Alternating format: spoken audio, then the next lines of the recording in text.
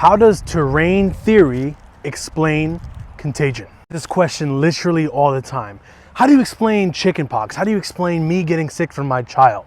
It's important to understand that contagion is an objective myth. Did you know that in the current scientific literature, there are over 200 plus failed contagion studies?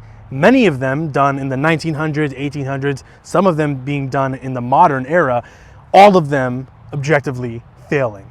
Regardless of any disease, chickenpox, the flu, COVID, tuberculosis, they tried and they failed. So there has to be another explanation. I'm going to give you within the terrain model all the possibilities that we explain the phenomenon of supposed contagion, even though it's been disproven. Most simple and logical explanation, first one being common exposure. When we're all exposed to the same weather that is changing, all of our respiratory tracts are going to adapt, meaning that we're all going to likely have cold or flu-like symptoms. If a bunch of kids are thrown into the school year at the same time, fed the same food, exposed to the same stress, they may all have the same pathology at once. If a pod of dolphins are all swimming in an area of the ocean that is poisoned with oil or garbage, they're all going to get sick. So if we're all exposed to the same exact stressors, toxins, changes in our environment, we're all going to respond to that environment in the same disease process. Second possibility is bioresonance, our bioelectric field actually communicating with each other. It's a known fact that the bioelectric field of our hearts can affect the other people around us, especially those we love. So is it possible that our bioelectric field is communicating in a very intelligent way to people around us that, hey, there's a stressor, there's something going on here, let me help you detox in the same way. The phenomenon of unseen contagion is very common when you think about it. Women that are close friends or love each other tend to sync their menstrual cycles together without any physical explanation there. Many women also sync their menstrual cycles with the moon cycle. Again, we can't really explain that with physical science. When someone has bad vibes or bad energy, we feel it. When someone starts laughing or smiling, we instinctually want to laugh and smile with them.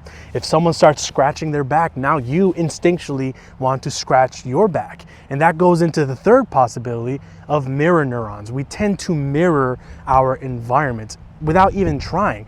Whether it's through scratching or laughing or yawning, we will mimic the people around us. That is another possibility. Fourth possibility is microzyma communication. The microzymas have been proven without a shadow of a doubt by Béchamp, Enderlein, Naessens, and many others in the field of pleomorphism. They are the smallest unit of life, smaller than cells. They surround our interstitial fluids, they are in our blood, they communicate with our cells, with our organs, and they become bacteria, fungus, yeast, mold, depending on the environment they inhabit. And they will change their size, shape, morphology, and role, again, depending on the terrain that they are in. Can it be possible that these microzyma that create us, that are us, are communicating with our friends, with our family, whenever we or them are detoxing? When we know a detox or a disease process is actually just a response to a change in our environment, whether through stress, whether through toxicity, whether through a change in our environment, regardless of what it is.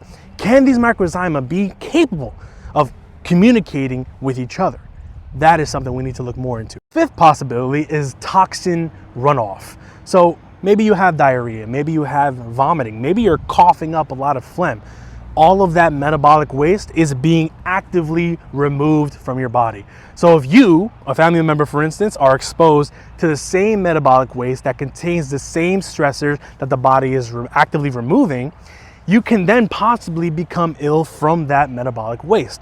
I'm not saying this is actually what happens, but it's definitely a logical possibility. Sixth possibility is water communication, which has been conclusively shown by the work of Veda Austin.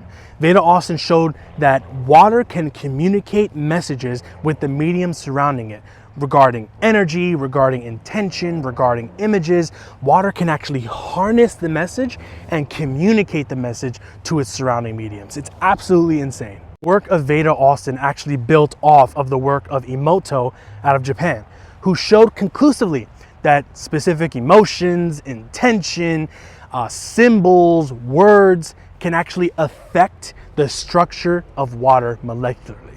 So what I'm hinting at is, since we are bioelectric water-based beings, we are 99% molecularly water, can our water actually be communicating a disease process to our neighbors, to our family, to our friends in a very intelligent, adaptive way? So the body's like, hey, I'm expressing this way because there's a toxin somewhere.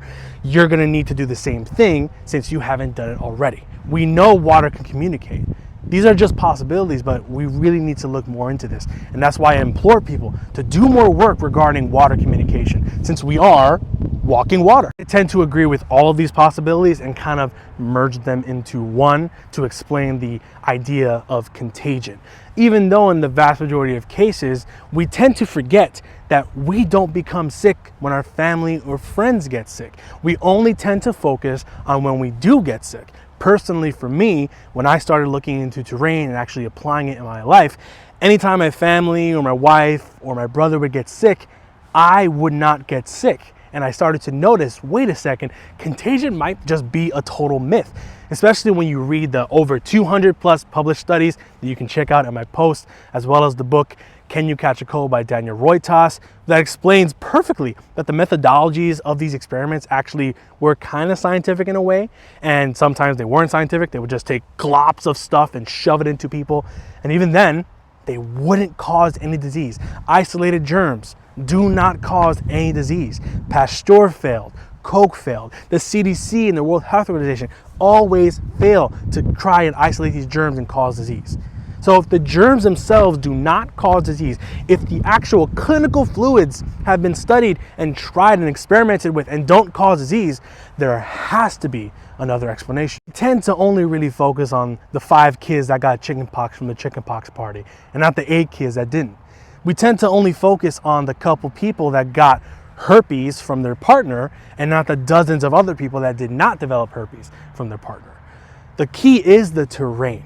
If your terrain is healthy, your body will not need to detox in the same way that another person would.